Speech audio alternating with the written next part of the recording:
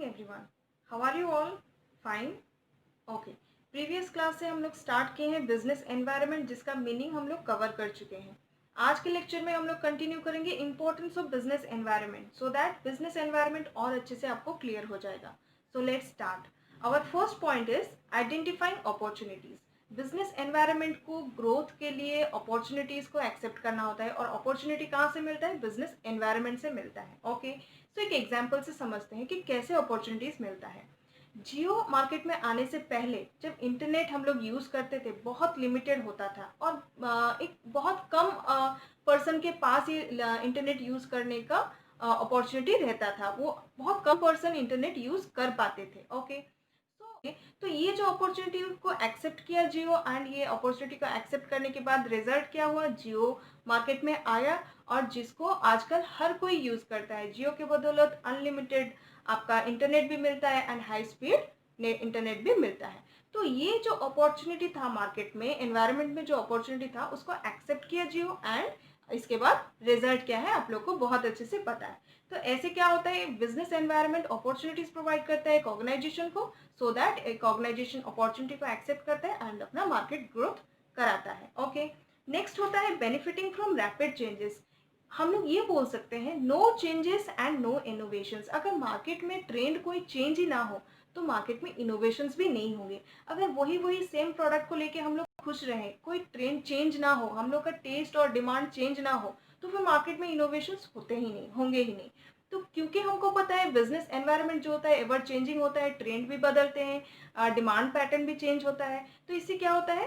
Organisation और company नया नया प्रोडक्ट के ऊपर रिसर्च करते हैं, और नया नया प्रोडक्ट इनोवेशंस होते हैं. Okay, next one is helpful in long term planning. Long term planning करने के लिए बिजनेस एनवायरनमेंट हेल्पफुल होता है.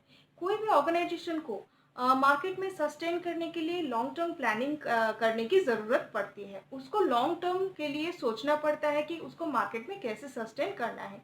इससे कैसे होता है? फर्स्ट ऑफ ऑल होता है मार्केट में मार्केट शेयर गेन करने के लिए एक तो प्राइस रिडक्शन करना पड़ता है. मार्केट को कैप्चर करने के लिए और क्या करना पड़ता है?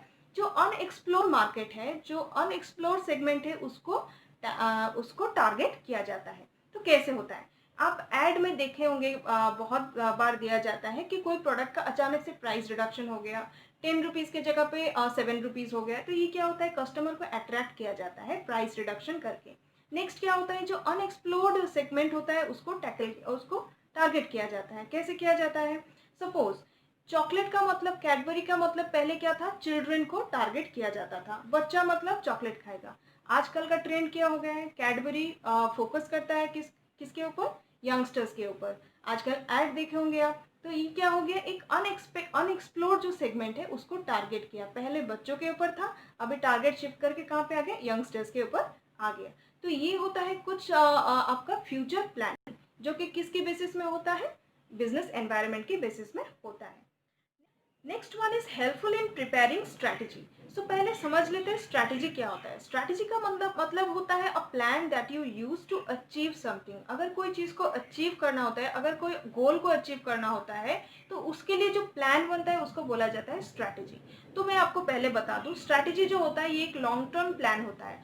टाइप्स ऑफ प्लानिंग हम लोग का छूट गया था प्लानिंग में, जो कि हम लोग आगे कवर कर लेंगे. टाइप्स ऑफ प्लानिंग में हम लोग टाइप्स पढ़ लेंगे, बहुत अच्छे से पढ़ लेंगे कितने टाइप्स का प्लानिंग होता है. फिलहाल अभी ये जान लीजिए, स्ट्रैटेजी जो होता है ये एक लॉन्ग टर्म प्लानिंग होता है. ओके, सो अगर कोई भी गोल को अचीव करना होता है ऑर्गेनाइजेशन का, स्ट्रैटेजी बनाना बहुत ज़रूरी होता है. स्टेप बाय स्टेप प्लानिंग बनाना बहुत ज़रूरी होता है. और ये प्लानिंग तभी बन सकता है अगर आप बिजनेस एनवायरनमेंट को अच्छे से समझ लें. ओके, सो बिजनेस एनवायरनमेंट को अगर समझ लेते हैं, अकॉर्डिंगली आप स्ट्रैटेजी बनाएंगे. अगर स्ट्रैटेजी अच्छा बनता है तो बिजनेस के लिए ग्रोथ करना बहुत ही ईजी हो जाएगा. नेक्स्ट होता है matching technological need. Technological need क्या होता है? हर ऑर्गेनाइजेशन में टेक्नोलॉजी यूज होता है, प्रोडक्शन करने के लिए टेक्नोलॉजी यूज होता है. तो ये टेक्नोलॉजिकल जो होता है वो चेंज होता है. ओके, रैपिडली चेंज होता है टेक्नोलॉजी. ओके, सो चेंज होना, टेक्नोलॉजी चेंज होना एक ऑर्गेनाइजेशन के लिए अच्छा चीज़ होता है, बेनिफिट होता है. कैसे होता है?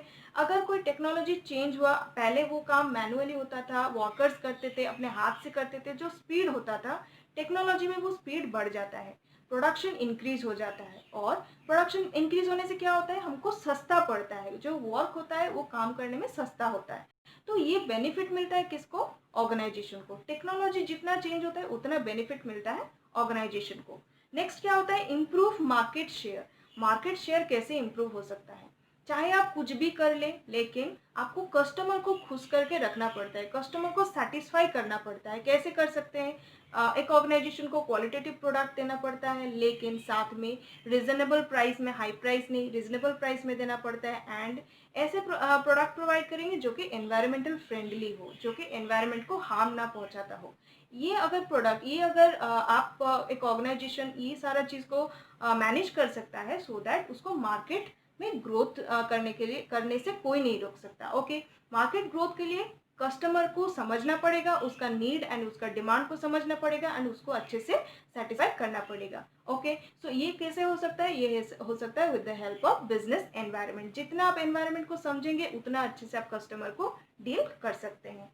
Next is encouraging research and development. Research and development क्यों चाहिए होता है, अगर रिसर्च नहीं होगा तो फिर आप डेवलपमेंट कैसे करेंगे। अगर एनवायरनमेंट को आप अच्छे से नहीं समझेंगे, एनवायरनमेंट के ऊपर रिसर्च नहीं करेंगे, इन फ्यूचर क्या होने वाला है, तो आप अपना ऑर्गेनाइजेशन का डेवलपमेंट कैसे करेंगे, प्रोडक्ट डेवलपमेंट कैसे करेंगे।